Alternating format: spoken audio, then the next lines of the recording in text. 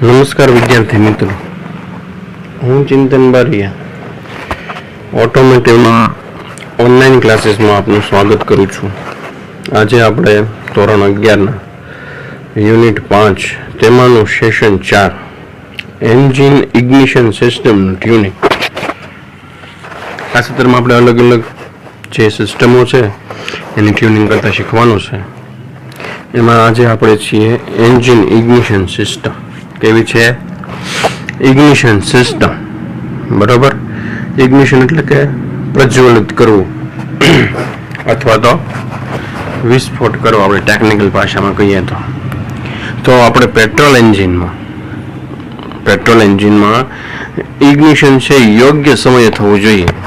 Ignition છે pre ન થવું જોઈએ. પ્રી એટલે કે પહેલા ન થવું જોઈએ. પોસ્ટ એટલે કે કમ્પ્રેશન સ્ટ્રોક પહેલા ન થઈ જવું જોઈએ. અને પાવર સ્ટ્રોક પછી સ્પાર્ક આપે તો એ ટાઈપનું એન્જિન છે એની કાંઈ વેલ્યુ હોય નહીં. બરાબર. જ્યારે તમને ખબર છે કે ઉચ્ચ દબાણ અને ઉચ્ચ પ્રેશરવાળો ચાર્જ તૈયાર હજી થતો હોય, એટલે કે બીજો સ્ટ્રોક હજી પૂર્ણ થતો હોય, ત્રીજા સ્ટ્રોકની શરૂઆત થાય એની પહેલાં જ આપણે વિસ્ફોટ થઈ જાય, એટલે કે સ્પાર્ક આપી દે, તો કંઈ ફ્યુલનું સંપૂર્ણ દહન થતું નથી, અપૂર્ણ દહન થાય, એવરેજ ઘટે.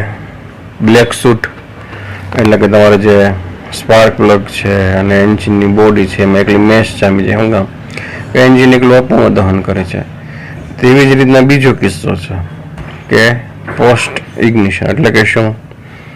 તો કે જ્યારે પાવર સ્ટ્રોકનો એકચ્યુઅલ સમય હોય ત્યારે સ્પાર્ક થતો નથી. સ્પાર્ક પ્લગને જ્યારે સ્પાર્ક આપવાનો હોય તેની 3-4 સેકન્ડ પછી સ્પાર્ક થાય તો એ વસ્તુ શું થાય? નકામું થાય. એટલે પોસ્ટ અને પ્રી ઇગ્નિશન છે એ થવું જોઈએ નહીં. એક્યુરેટ ઇગ્નિશન થતું હોય એન્જિનમાં તો જ એન્જિનની એવરેજ આવે, એન્જિનની કાર્યદક્ષતા હોય એ આપણે એચીવ એટલે કે મેળવી શકીએ. જો આ સિસ્ટમમાં ટ્યુનિંગ જ ન હોય, બરાબર, શું ન હોય? ઇગ્નિશન ટ્યુનિંગ, તો એન્જિનની વર્કિંગ છે એટલે કે કાર્યપ્રણાલી છે એ વ્યવસ્થિત થતી નથી તેમ કહી શકાય. તો અહીં આપણે આ સેશનમાં એન્જિનની આ ઇગ્નિશન સિસ્ટમનું ટ્યુનિંગ કઈ રીતના કરવાનું છે એ હવે આપણે અહીંયા શીખવાનું છે. તો વિદ્યાર્થી મિત્રો, આજનું આપણું ઓનલાઈન સત્ર છે એ એન્જિન ઇગ્નિશન સિસ્ટમનું ટ્યુનિંગ કઈ રીતના કરશું તે વિશેનો ખ્યાલ, અભ્યાસ આપણે આજે અહીં કરવાના છીએ. તો તમને ઇગ્નિશન વિશે માહિતી આપી, તો હવે ચાલો આ સત્રની આપણે શરૂઆત કરીશું. આ આપણું આખી એન્જિનની બોડી છે, બરાબર, જેના દ્વારા આપણું અલગ અલગ જે ઘટકો છે એ કાર્ય કરી આપણને યોગ્ય ગતિ પ્રદાન કરે છે. તો ઇગ્નિશન સિસ્ટમ કમ્બશન પ્રક્રિયામાં મહત્વપૂર્ણ ભૂમિકા ભજવે છે. સિસ્ટમ કરંટને 12 વોલ્ટથી 20,000 વોલ્ટમાં ફેરવે છે. ચાર્જ પ્રગટાવવા માટે આગોતરી સ્પાર્ક અથવા મંદ સ્પાર્ક અસંતુલન કમ્બશન તરફ દોરી જાય છે, જે જલદ એન્જિનમાં કામગીરીને અસર કરે છે. હવે અહીં શું કહે છે કે 12 વોલ્ટથી 20,000 વોલ્ટમાં ફેરવે. કોણ? આપણી કમ્બશન સિસ્ટમ છે એ. બરાબર. આપણે બેટરીમાંથી પાવર લઈએ છીએ, ડિસ્ટ્રીબ્યુટરમાં જાય, કનેક્ટરમાં જાય, બરાબર, એમ્પ્લીફાયમાં જાય. એ રીતના આપણે સ્પાર્ક પ્લગ સુધી આ કરંટ પહોંચાડતા હોઈએ છીએ. હવે જો આ સ્પાર્ક છે એ ઓછો વધતા ભાગમાં પણ આવતો હોય તો એન્જિન માટે યોગ્ય છે નહીં. એ આપણું આ વિસ્ફોટ પ્રક્રિયા છે કરંટ દ્વારા એને શું કરશે? મંદ.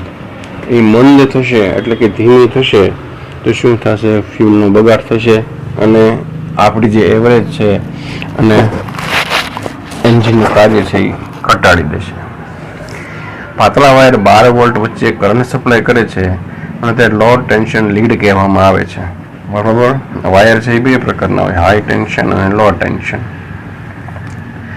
જાડા વાયર છે 20,000 થી 25,000 વોલ્ટના કરંટને સપ્લાય કરે છે અને તે ઉચ્ચ તાણની લીડ્સ કહેવામાં આવે છે, બરોબર છે. તો એ બે વસ્તુ કહેવામાં આવી છે. 12 વોલ્ટના સપ્લાયનું રૂપાંતર કરી અને આગળ પહોંચાડતું હોય એને લો ટેન્શન લીડ કહેવામાં આવે છે, અને જે 20 થી 25,000 સુધી એને કેવું કહેવાય, હાઈ ટેન્શન લીડ કહેવામાં આવે છે, જેના દ્વારા આપણી આ સિસ્ટમ કાર્ય કરતી હોય છે, બરોબર છે વિદ્યાર્થી મિત્રો. ઇગ્નિશન સિસ્ટમનો વર્ગીકૃત કરવામાં આવે છે એલટી લીડ સાથેના પ્રાઇમરી સર્કિટ અને એચટી લીડ સાથે સેકન્ડરી સર્કિટ, બરોબર. લો ટેન્શન લીડ અને હાઈ ટેન્શન લીડ એમ બે પ્રકાર પાડવામાં આવ્યા છે. એને HLT કીધું છે અને HT લીડ એમ કહેવામાં આવ્યું છે. બેટરીથી ઇગ્નિશન સુધી જોડાણ HT લીડ અને ડિસ્ટ્રીબ્યુટર CDI સાથે સ્વિચ પ્રાઇમરી સર્કિટ હેઠળમાં આવે છે. હવેની સર્કિટની વાત કરીએ તો બેટરીથી ઇગ્નિશન સ્વિચ સુધી, ત્યાં બેટરીથી ઇગ્નિશન સ્વિચ સુધી HT કોઇલ અને ડિસ્ટ્રીબ્યુટર CI વચ્ચેની સ્વિચ કેવી છે, પ્રાઇમરી કહેવામાં આવી છે. હવે તો સૌથી પહેલા જે ઇગ્નિશન સ્વિચ છે આપણી, જે ત્યાંથી આપણે પાવર સપ્લાય આગળ વધાય છે, એનું ટ્યુનિંગ કરતા શીખવાનું છે. તો બેટરી ટર્મિનલના લૂઝ સંપર્કની તપાસ કરો, બરોબર. શેની તપાસ કરશે? સૌથી પહેલા બેટરીના કોન્ટેક્ટ પોઈન્ટ જે આપેલા હોય એ લૂઝ ન હોવા જોઈએ.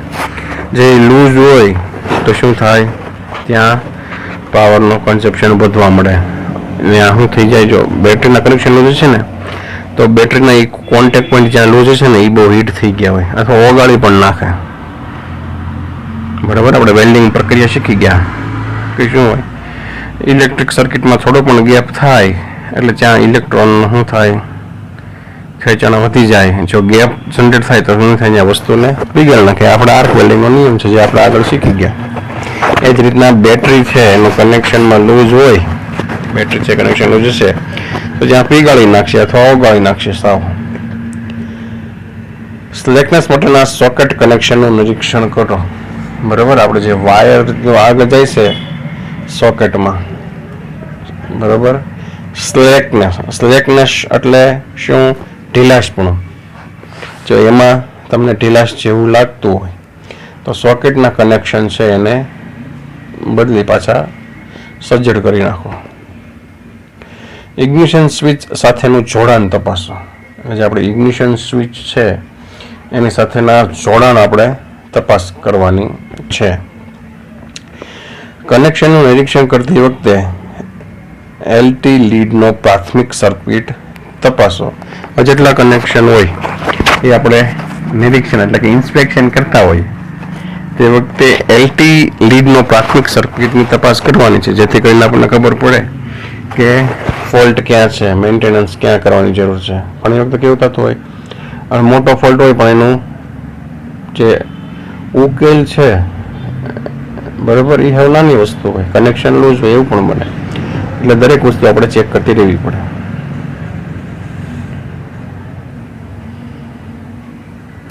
ત્યાર પછી છે પિકઅપ કોઇલ અને CDI એક સાથે જોડાણનું નિરીક્ષણ કરો. ત્યાર પછી શું કહે છે કે પિકઅપ કોઇલ એટલે જે વોલ્ટેજને રાઇઝ કરે અને CDI એકમ સાથેનું જોડાણનું નિરીક્ષણ કરો. ત્યાર પછીના આગળના કનેક્શનનું નિરીક્ષણ કરવાનું છે કે એમાં લૂઝ છે કે કનેક્શન કાંઈ ડિફોલ્ટ સ્લેક થઈ ગયા છે, એ ચેક કરતા રહેવાનું છે. સ્પાર્ક પ્લગ કનેક્શનને ડિસ્કનેક્ટ કરો. હવે જ્યારે સ્પાર્ક પ્લગ આવે છે, બરાબર, તમે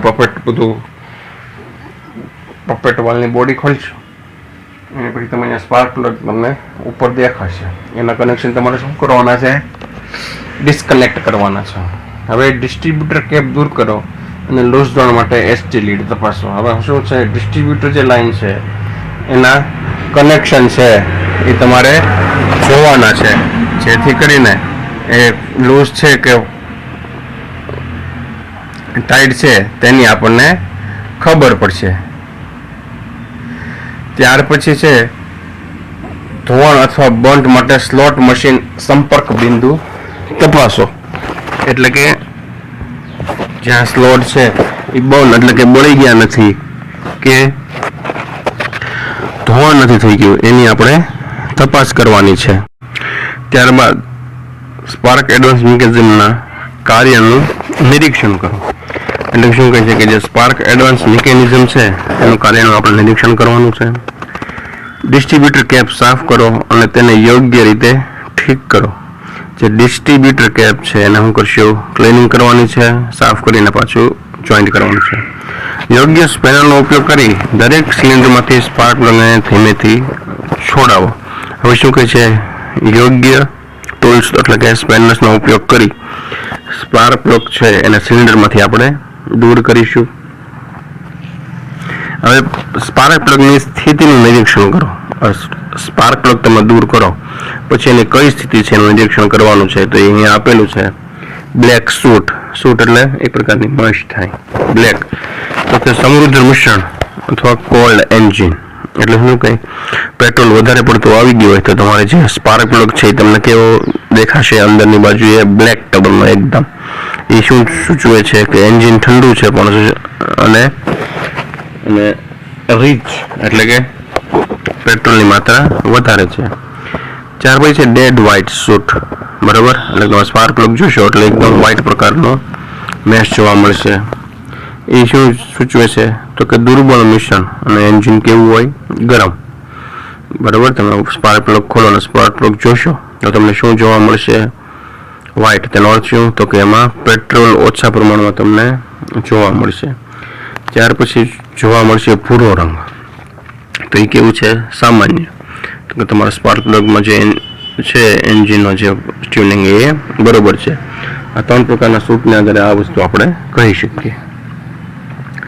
પછી છે ક્ષતિગ્રસ્ત સેન્ટ્રલ ઇલેક્ટ્રોડ માટે તપાસો અને હવાના અંતર જોવા માટેના તેને સીધા કરો. હવે સેન્ટ્રલ ઇલેક્ટ્રોડ છે એની તપાસ કરો અને હવાના અંતર જાળવવા માટે એને શું કરવાનું છે, સ્ટ્રેટ કરવાના છે, જેથી કરીને યોગ્ય માત્રામાં એર સપ્લાય થાય. ડિપોઝિશન તપાસો અને સેન્ડ બ્લાસ્ટ મશીન અથવા એમરી કાગળથી પ્લગને સાફ કરો. હવે શું કહે છે કે સ્પાર્ક પ્લગ છે એને શેનાથી સાફ કરશો, બ્લાસ્ટ મશીન એટલે કે રેતી આવે એમાં સ્પાર્ક પ્લગ નાખો એટલે જેટલું વધારાનું સૂટ હોય મેશ એ તો હોય જાય, અથવા શું એમરી પેપર. બરાબર, જે સેન્ડ પેપર કયો એ કશો તો એ પણ એ ઉયું જશે. વાયર ફિલર ગેજનો ઉપયોગ કરી સ્પાર્ક પ્લગના ગેપને સ્પેસિફિકેશન મુજબ સેટ કરો. સ્પાર્ક પ્લગનું જે અંદર એક પ્રકારનું એલ આકારની એક નાની સ્ટ્રીપ આવે એનો ગેપ તપાસવાનો છે ફિલર ગેજની મદદથી, જેથી તમને ખબર પડે કે ગેપ યોગ્ય છે કે નહીં. સ્પાર્ક પ્લગ થ્રેડ સાફ કરો. સ્પાર્ક પ્લગના જે થ્રેડ છે એને સાફ કરશો. ઓઇલ લગાવો અને સ્પાર્ક પ્લગ સોલ્ડિંગ ગેસ્કેટ વોશર તપાસો. જો જરૂર હોય તો તેને બદલો. શું કહે છે, પ્લગની સફાઈ કરો, એનું સીલિંગ તપાસો. બરોબર, યોગ્ય રીતના એરટાઇટ ઓટટાઇટ હોવું જોઈએ. જો એમ ન હોય તો તેને બદલી નાખો. પ્લગ ઇન્સ્ટોલ કરવા માટે પ્રથમ તેને હાથથી ઠીક કરો. હવે ઇન્સ્ટોલ કરો એટલે પેલા કેવું થાય, હેન્ડ મૂવમેન્ટથી એટલે કે હાથની મદદથી આપણે એને ફિટ કરીશું. ત્યાર પછી ટૂલથી આપણે એને ફિટ કરવાનું થશે. તેને સરળતાથી થ્રેડ આટા કરો અને નિશ્ચિત ટોર્કથી સજ્જડ કરો. તેને શું કરશું, હવે સ્પેશિયલ સ્પેનરનો ઉપયોગ કરી એને આપેલ ટોર્ક આપી યોગ્ય રીતના એને જકડાવશું. બરાબર, પ્લગ સાથે લીડ વાયરને કનેક્ટ કરો. પ્લગ અને લીડ વાયર છે એને શું કરશું, આપણે કનેક્ટ કરશું. એન્જિન શરૂ કરો અને એન્જિનનો અવાજ તપાસો અને તપાસ કરો કે શું એન્જિનના અવાજમાં કોઈ ફેરફાર છે. બરાબર, એટલે એન્જિન ચાલુ કરવાનું છે અને પહેલા જે અવાજ આવતો હતો અને અત્યારનો જે અવાજ છે ટ્યુનિંગ પછીનો એ તપાસો એટલે આપણને ખબર પડશે.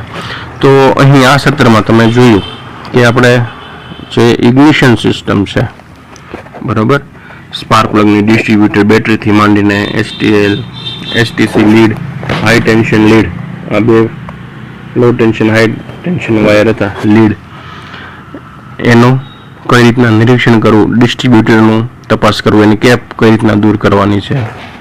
સ્પાર્ક પ્લગનું નિરીક્ષણ કરી આપણને ખબર પડે કે કયા પ્રકારનું ફ્યુલ અંદર આવે છે, રીચ છે, લીન છે કે એવરેજ છે. એ દ્વારા આપણે આપણા વાહનનો જે ઇન્સ્ટોલેશન એટલે કે ઇન્સ્પેક્શન તો નહીં પણ ઇન્સ્પેક્શન અને એનું ટ્યુનિંગ કરી શકીએ, જેથી કરી આપણા વાહનની આવરદા વધે, ફ્યુલનો બગાડ ઘટે, જે વધારે પડતું ફ્યુલ વપરાતું હોય એનો વપરાશ ઘટે અને આપણી જે એવરેજ છે એમ આપણે આ સત્રમાં શીખ્યા. આશા છે કે મિત્રો તમને આ સત્રમાં ખૂબ જ આનંદ આવ્યો હશે અને આ સત્રમાં તમને સમજ પડી હશે. તો આ સાથે આપણો આ એકમ અહીં પૂર્ણ થાય છે. નમસ્કાર.